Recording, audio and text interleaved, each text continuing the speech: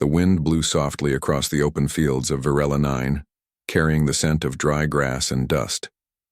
Ethan Cole leaned against the wooden fence of his ranch, watching the twin suns sink slowly behind the red hills. Every evening looked the same, yet it always felt different, lonelier. His ranch stretched as far as the eye could see, filled with hornbacks grazing in the distance. They were strange creatures, half cow and half reptile, but they were the only animals that could survive in this planet's dry heat. Ethan took care of them alone, just as he did everything else. He had once dreamed of building a home full of laughter and voices. Years ago, when settlers first came to this world, there were families everywhere, children playing in the dust, music echoing from small wooden houses, and lights shining at night. But as time passed, people left. Some went back to Earth, others moved to richer colonies where life was easier. Ethan stayed behind because he couldn't leave the land he had built with his own hands. This place had become part of him. Each morning he woke before sunrise, fed the hornbacks, repaired fences, and checked the irrigation lines. His days were full of work, yet there was an emptiness no amount of labor could fill. When the evening came, and silence spread over the ranch, he often sat by the small table, staring at the empty chair across from him. He didn't want luxury or adventure, just someone who could share a meal, listen to a story, and smile at the small things that made life worth living. It was during one of those quiet evenings that he came across a strange advertisement on his old comm screen. Mail-order companionship program, find a partner across the stars. It sounded old-fashioned, something from a past century. The program helped people on remote planets find life partners who wanted to start anew. Ethan hesitated for weeks. It felt foolish, even desperate. But the loneliness was stronger than pride. So one night, with trembling hands, he filled out the form. He described himself truthfully. A rancher, age 39, calm, hardworking, and quiet. He didn't talk much about his past. He'd lost both his parents young, built his ranch from nothing, and learned to survive without expecting help. At the end of the form, he wrote one simple sentence: "I don't need perfection, only honesty." After sending it, Ethan didn't think much would happen. But a few weeks later, a reply came. It was from a woman named Mara, who lived on Earth. Her message was kind and gentle. She said she admired people who worked the land and that she too wanted a peaceful life away from crowded cities. Her words made something warm move in Ethan's chest. They exchanged a few more messages. Her tone was simple, caring, and honest. She didn't ask for money or promises, only stories. Ethan told her about the sunsets on Varela 9, how the red sky turned golden at the edge of the horizon, and how quiet the nights were. She replied that she wanted to see it all someday. It was the first time in years he had smiled while reading something. Eventually, the service confirmed that her passage had been arranged. She was to arrive on the next transport from Earth. Ethan cleaned the entire house as if it were a palace. He polished the wooden floors, replaced old curtains, and even fixed the broken windmill behind the barn. Every small task felt meaningful now, every moment filled with a quiet excitement. He even went to the small trading post nearby and bought a blue dress. He didn't know her size, but he thought she might like the color. The night before her arrival, he could barely sleep. He sat outside under the stars, imagining what she might be like. Would she be shy? Talkative? Would she like the open land as much as he did? He wasn't expecting love to appear instantly, but he hoped for kindness and understanding, something real. The next morning he woke early, fed the animals, and then prepared for her arrival. The transport was scheduled to land at midday on the open docking field a few miles away. He saddled his mechanical transport cart, brushed the dust off his hat, and rode across the quiet valley. The suns were already high, painting the sky a deep orange. As he reached the small landing site, he saw a few traders watching the sky. The hum of engines echoed above, and a silver transport ship slowly descended, kicking up clouds of red dust. Ethan's heart raced. He stood tall, his hands shaking slightly. This was the moment he had been waiting for, the start of a new chapter in his lonely life. The ship's doors opened with a hiss. The dust swirled around, making it hard to see. Ethan shaded his eyes, searching for the woman who had written those kind words to him. He expected a gentle figure stepping carefully down the ramp, maybe holding a small bag, nervous but smiling. But what he saw instead made him freeze in disbelief. Through the storm of dust, a tall silhouette appeared, wearing a long brown coat, heavy boots, and a wide-brimmed hat pulled low over her face. The figure moved with a calm, confident stride, almost like someone used to danger. When she came closer, Ethan noticed her features. Sharp, beautiful, but not quite human. Her skin had a faint shimmer under the sunlight, and her eyes reflected light like silver mirrors. She stopped a few steps away, looking straight at him. "Ethan Cole?" she asked in a clear, steady voice. He blinked, still confused. "Yes, ma'am." "And you are Kaelra," she said simply, her voice carrying a tone of strength and mystery.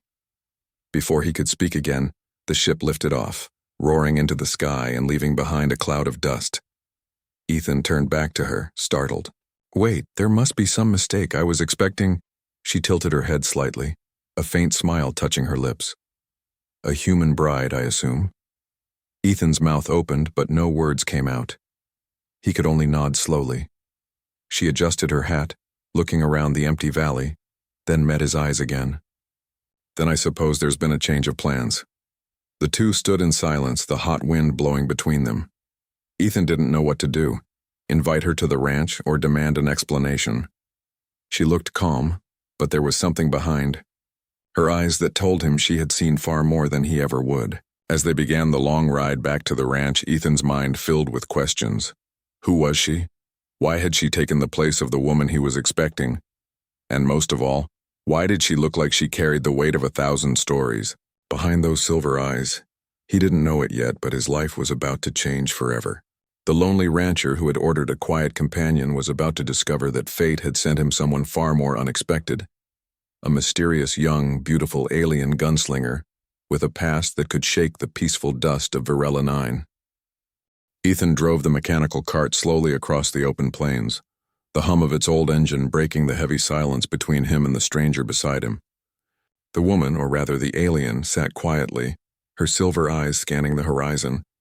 Her long coat brushed against the side of the cart, and a metal weapon rested at her hip, polished but worn from use. Ethan couldn't help glancing at her every few seconds, still unsure if he was dreaming or trapped in some mistake that the stars themselves had made. He finally spoke, his voice low but firm. "You said your name is Kaelra, right? You sure you're not here by accident? Because I was expecting someone named Mara." Kaelra didn't look at him right away. She kept her gaze on the setting sun before answering. "No accident. I came for you, Ethan Cole." That made him grip the steering lever a little tighter. "Came for me? I don't even know you."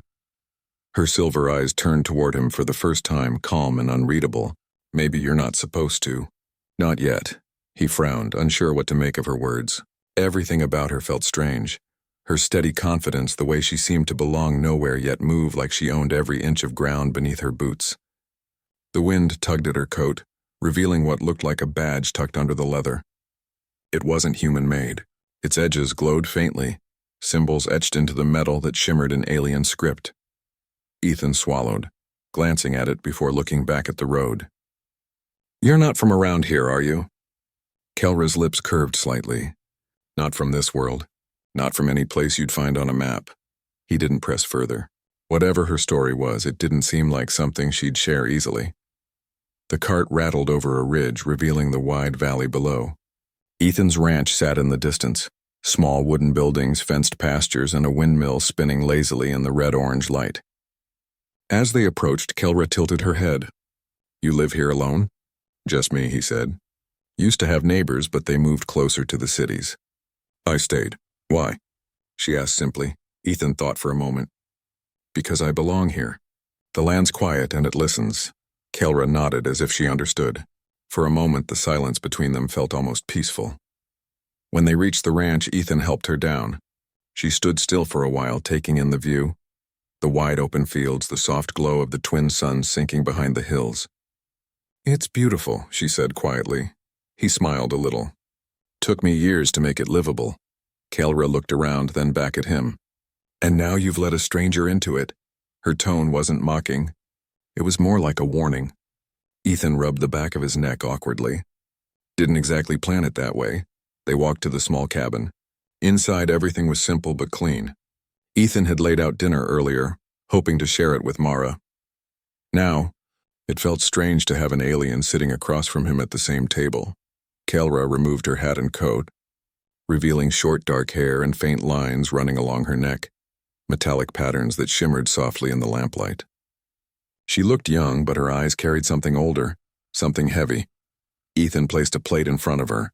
It's not much. Dried green stew and bread. You, eat human food, right?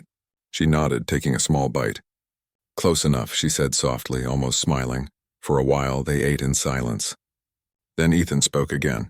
So, how'd you end up taking Mara's place? Was she? Kelra cut him off gently. She never boarded the ship. He raised his brows. What do you mean? Kelra looked down at her plate, her fingers tapping lightly against the table. Let's just say someone needed a new identity. The service didn't care who arrived as long as someone did. That made Ethan uneasy. You're saying you took her spot? Why? Kelra's eyes lifted to meet his, calm but unreadable. Because I needed to disappear. Ethan didn't know what to say. He wasn't a man used to mystery, but something in her tone made him drop the questions. He could tell she wasn't dangerous, not to him at least, but there was something in her past she clearly wanted to forget. When dinner was done, Ethan showed her to the spare room. You can rest here, he said. Tomorrow we'll figure out what's going on.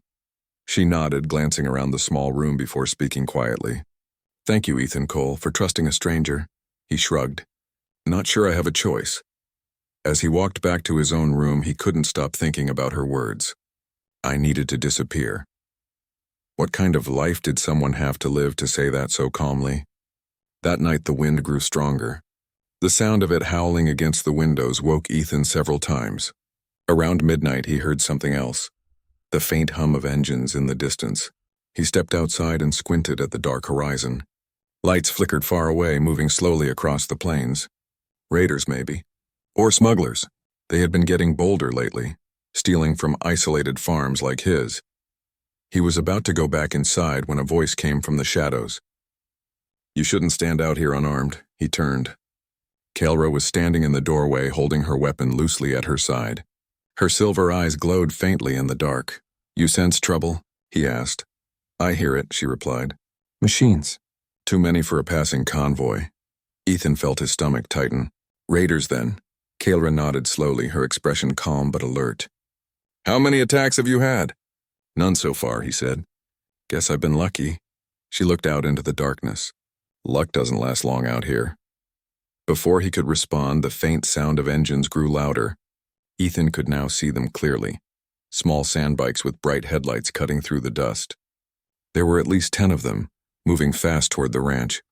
Ethan rushed to grab his old rifle, but Kelra placed a hand on his arm. Stay behind cover, she said. He hesitated. You're not planning to face them alone? Her lips curved into the faintest smile. It's not the first time. She stepped forward into the night, her coat billowing behind her. The silver light of the moons glinted off her weapon as she drew it. Ethan watched from the porch, frozen between fear and awe. The first raider shouted something, firing into the air to scare them. Before the echo faded, a single blue shot burst from Kelra's weapon. It hit the raider's engine, sending the bike spinning into the sand. What followed was chaos. Flashes of light, the roar of engines, the crack of energy fire. Kelra moved with impossible precision. Each shot calculated, each movement graceful. Within minutes, the surviving raiders turned back, vanishing into the desert like ghosts. When silence returned, Ethan stepped out slowly. The air smelled of smoke and hot metal. Kelra holstered her weapon, her eyes scanning the darkness one last time. You all right? Ethan asked. She nodded. They won't be back tonight. He looked at her, amazement written all over his face. You saved the ranch. I don't even know what to say. She turned to him, her expression softening for the first time. You don't have to say anything, just keep the lights low for the rest of the night. We don't want to draw attention. As she walked past him into the house, Ethan realized something. The woman who had arrived in place of his bride wasn't just a wanderer. She was a warrior, someone running from a past full of danger, and somehow that past had just followed her to his quiet ranch. The suns rose early on Varela 9, painting the horizon in shades of gold and red. Ethan stood by the barn checking the fences, his mind still replaying the night before. The image of Kaelra standing in the moonlight, her silver eyes glowing and her weapon steady, stayed with him. He had never seen anyone move like that. Calm, precise, unshaken by danger. She had saved his ranch without hesitation. He wanted to thank her again, but Kaelra was already awake and working. She had cleaned the scorch marks from the fight, repaired the damaged fence, and even helped calm the hornbacks that had panicked during the attack. She moved with quiet efficiency as if she had done this kind of work before. "You don't rest much, do you?" Ethan said, walking toward her with 2 mugs of warm grain coffee. Kaelra glanced up. "Rest is for when you're safe," she replied simply. Ethan handed her a mug. "You think they'll come back?" "Yes," she said, taking a sip. "They always do." Her tone was so certain that it made Ethan uneasy. He wasn't used to living in fear, but something about the way she spoke told him she had seen worse than a few raiders.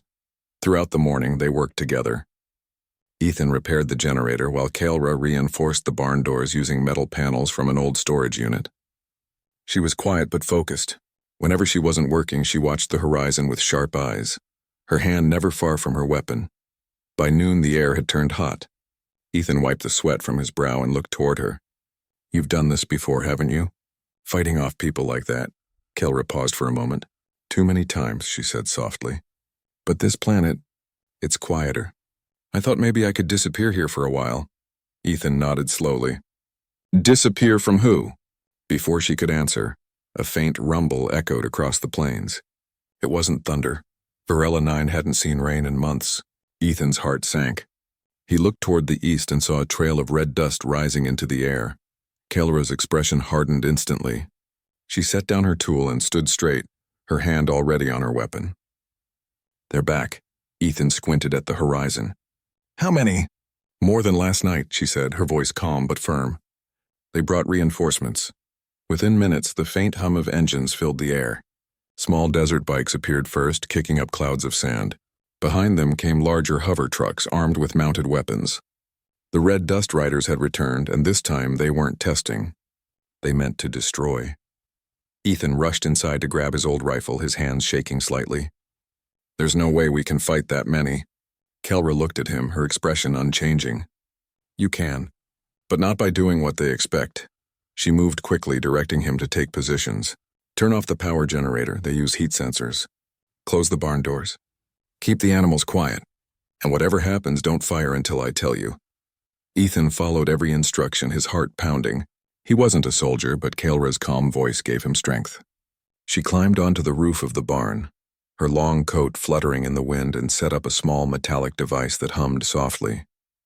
Ethan had never seen such technology before. "What is that?" he called out. "An echo disruptor," she replied. "It'll confuse their targeting systems for a while." The engines grew louder. The riders circled the ranch, shouting and firing warning shots into the air. Ethan could see their leader, a tall man with a metal arm, riding at the front. His voice echoed through a loudspeaker. "Come out, rancher. Hand over your supplies and maybe we'll leave your bones unburned." Ethan swallowed hard, his finger resting on the trigger of his rifle. Kaelra crouched low on the roof, her weapon ready. "Wait," she whispered. The riders grew impatient.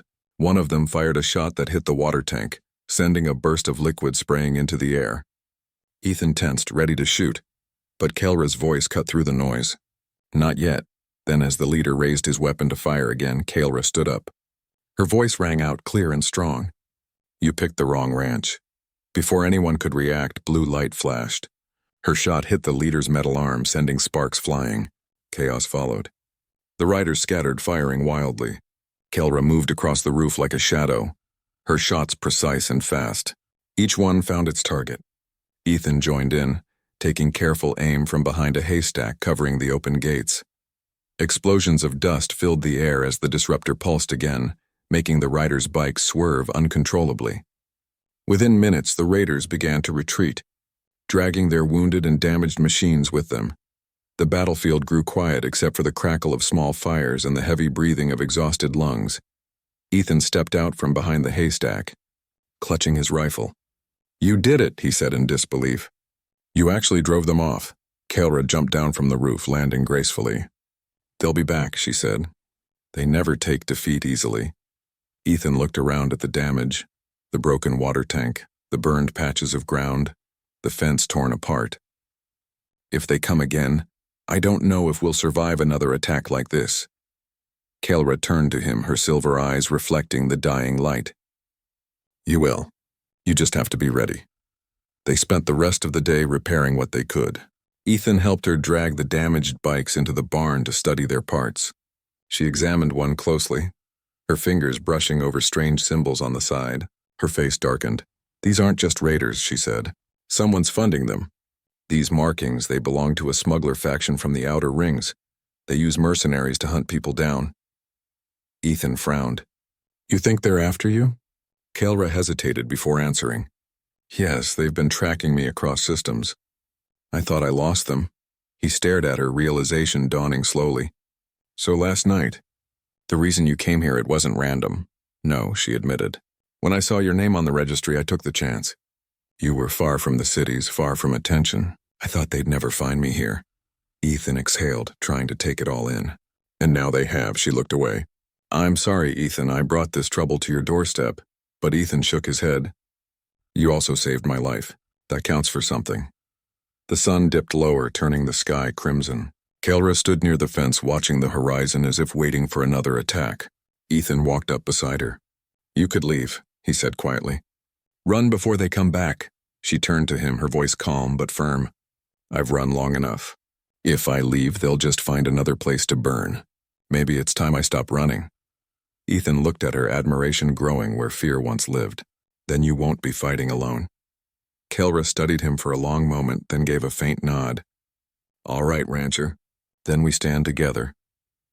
That night, as the stars spread across the dark sky, the ranch stood quiet but alive with new strength. Two souls, one human, one alien, had formed an unspoken bond. The peaceful life Ethan once knew was gone, but something deeper had taken its place. Purpose. And somewhere out in the darkness, beyond the desert hills, the Red Dust Riders were regrouping, preparing for a final attack that would test everything Ethan and Kaelra had built together. The days after the second attack passed quietly, but the silence carried a strange tension. The Red Dust Riders hadn't returned, yet both Ethan and Kaelra knew it wasn't over. The air felt heavy, as if the desert itself was holding its breath, waiting for something to happen. Ethan spent his mornings repairing what the fight had destroyed. The fences, the water tank, and the barn roof that now had burn marks from stray shots. Kaelra helped without being asked, moving with calm precision as though keeping busy stopped her from thinking too much. But Ethan could see the distance in her eyes. She was here, yet her mind often wandered far away to places she didn't talk about. One evening, as the suns began to sink behind the red hills, Ethan cooked a simple dinner. He called her to the porch where the view stretched endlessly across the open land. The light turned everything golden, soft, and peaceful. Kaelra joined him, her coat draped over one shoulder, her silver eyes reflecting the twin suns. "You ever stop moving long enough to just enjoy this?" Ethan asked, handing her a plate. Kaelra looked out at the horizon. "I used to." Before everything changed, Ethan leaned against the railing. "You don't talk much about your past. I figure there's a reason." She was quiet for a moment, then sighed. "There is. But maybe it's time I told someone. You deserve to know why trouble keeps finding me." Ethan said nothing. He just nodded, letting her speak in her own time. Kaelra set her plate aside and looked up at the first few stars appearing in the darkening sky. "I wasn't always a wanderer, Ethan. I was part of the Peace Guard on my homeworld, Nereth Prime. I swore to protect lives, not take them. But one day my commanders gave an order I couldn't follow. They wanted to erase a small colony that stood against them. Innocent people, farmers, children. All they wanted was freedom." Her voice was calm, but there was pain beneath it, buried deep. "I refused. I disobeyed. And when I tried to stop them, they turned on me. I became the criminal. My name, my record, everything was rewritten. From that day, I was no longer a protector. I was a fugitive." Ethan listened quietly. He had never heard her speak so openly before. "So you ran," he said softly. "Yes," she said. "I escaped across border worlds. Every time I thought I found peace, someone came looking. The people I once called comrades became bounty hunters. The Red Dust Riders? They're not just bandits. They work for someone who wants me captured or silenced. Ethan looked out toward the fields, his jaw tightening. And now they followed you here? Kelra nodded. I didn't mean to bring danger to your ranch. When I saw your name on the marriage registry, I thought it would be safe. A quiet human rancher in the middle of nowhere. No one would ever connect me to you. I was wrong. Ethan studied her for a long moment. There was no anger in his eyes, only understanding. You saved my life, Kelra, twice. If you hadn't come, I might be lying in the dirt right now. So whatever past you've got, it's not something I'll hold against you. She looked at him with quiet surprise. You don't even know me. I know enough, he said. You could have run that first night, but you stayed. That tells me more than your whole past ever could. For a while, they stood in silence, listening to the soft hum of the windmill.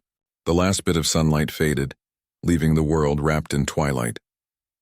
Kelra finally smiled, faintly but sincerely. You're a strange man, Ethan Cole. He chuckled softly. Been told that before. As the night deepened, the ranch lights flickered faintly. The air grew cooler. Kelra stayed outside, staring at the stars. She pointed to a faint cluster near the horizon. That's where Nerith Prime used to shine brightest. From here it looks peaceful, but it's not. It's full of corruption and control. I thought if I could run far enough, maybe I could start over.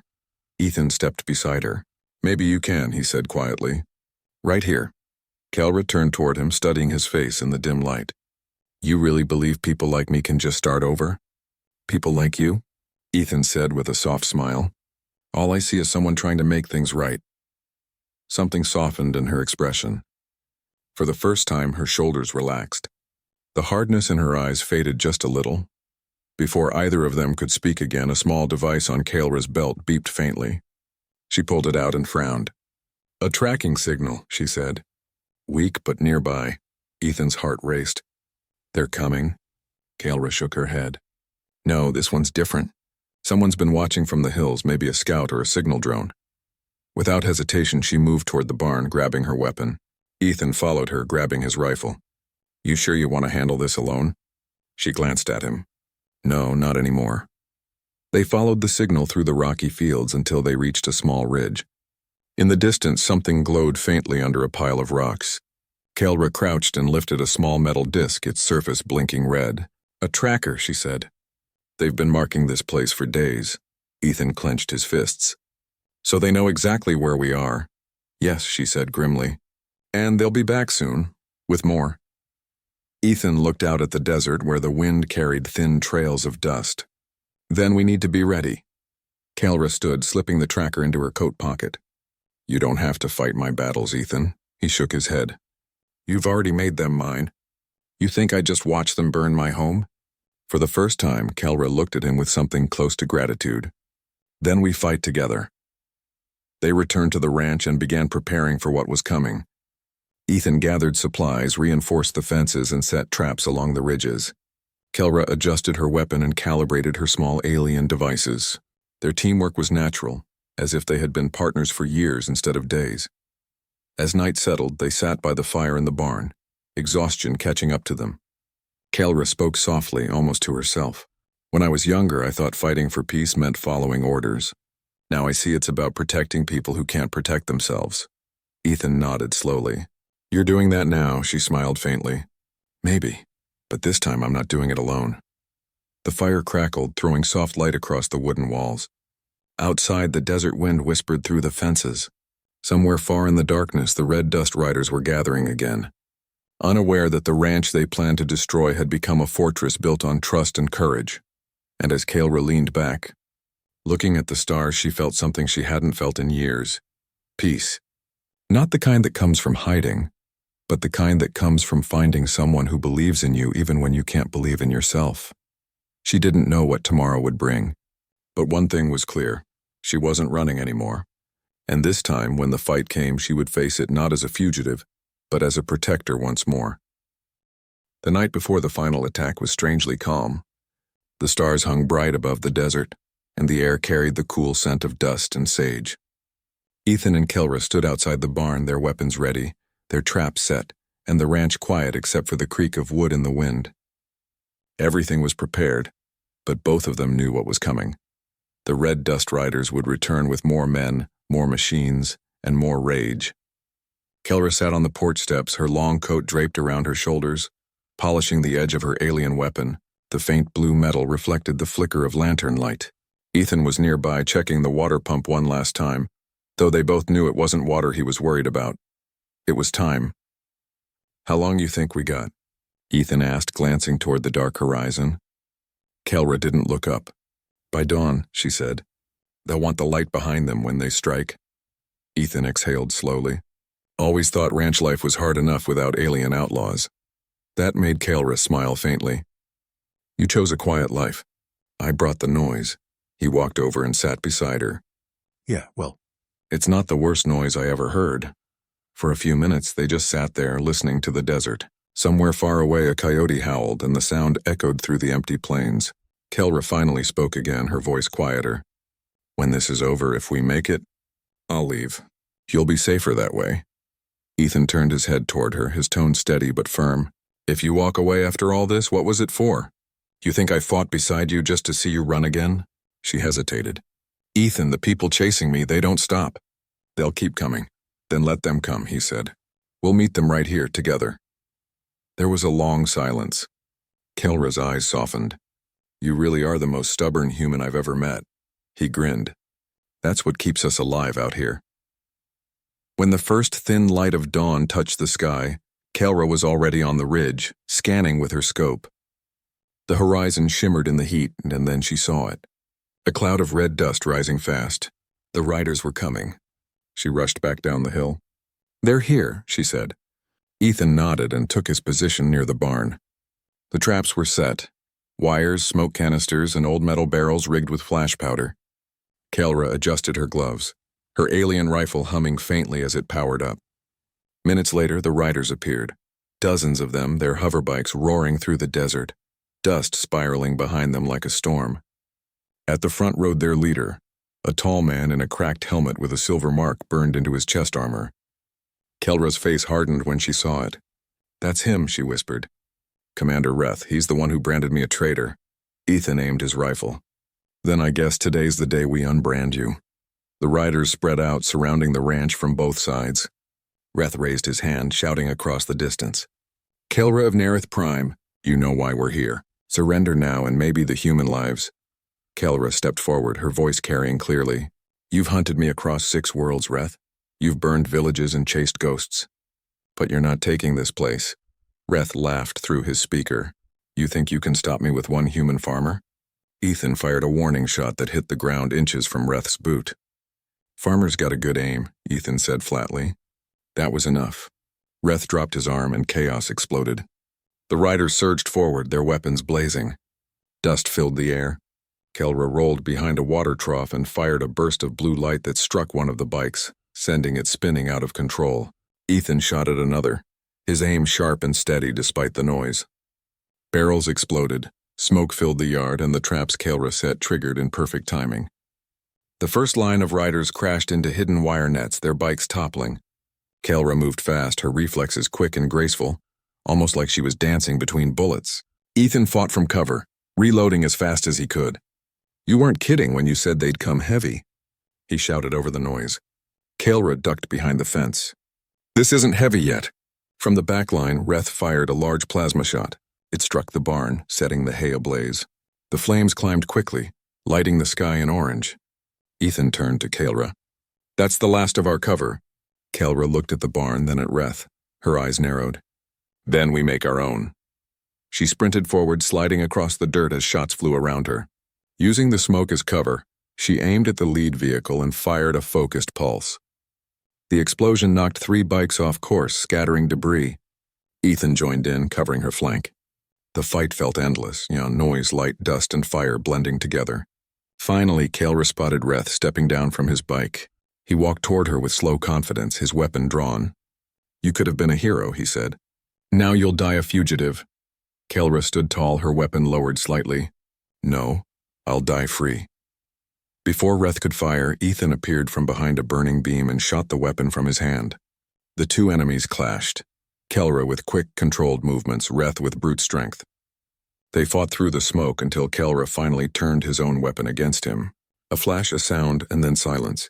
The remaining riders, seeing their leader fall, turned their bikes and fled into the desert, leaving trails of dust behind them. Kelra stood still for a long moment, breathing heavily, her face lit by the flames of the burning barn. Ethan approached, coughing through the smoke. "You okay?"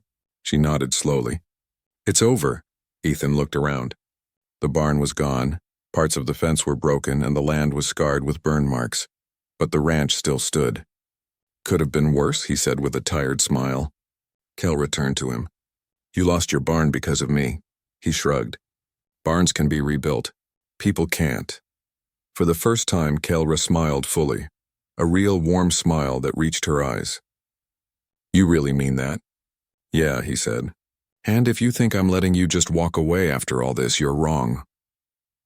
The morning sun began to rise fully now, painting the desert gold. Kelra looked at the endless horizon, the same horizon she had been running toward her whole life, and for once she didn't feel the urge to keep running. "I guess this place could use another set of hands," she said softly. Ethan grinned. "You think you can handle ranch work?" Kelra smirked. "After fighting bounty hunters and bandits, I think I can handle your cows." They both laughed, the sound gentle against the stillness of the morning. The smoke drifted upward and the sun broke through, shining on two figures standing side by side. A human rancher and an alien gunslinger, survivors of a storm neither had expected, but both had needed. Kelra looked up at the bright sky, her voice calm. "Maybe peace isn't a place you find. Maybe it's something you build, one small piece at a time." Ethan nodded. "Then let's start building." And as the new day began over the desert, the ranch that had once been quiet became something else entirely. A place not just of survival, but of hope. A home built by two souls who had every reason to give up, yet chose instead to stand, fight, and stay. Because sometimes peace comes not from running, but from finally standing still.